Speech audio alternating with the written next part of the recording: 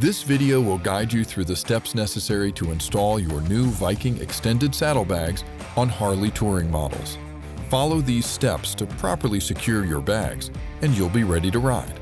The Viking extended saddlebag kit includes 2 premium saddlebags, 4 rubber grommets, and a pair of keys. In addition to your included kit, we recommend the following tools to properly mount your bags: a flathead screwdriver, a marker or paint marker, and a power drill.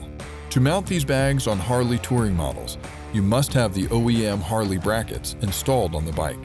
With the brackets installed, place the bag on the bracket such that the bracket sits into the grooves at the bottom of the extended saddlebags.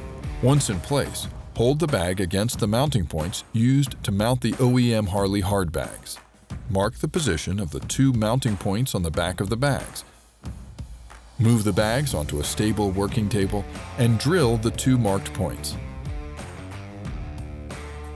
Install the provided rivets in the drilled holes.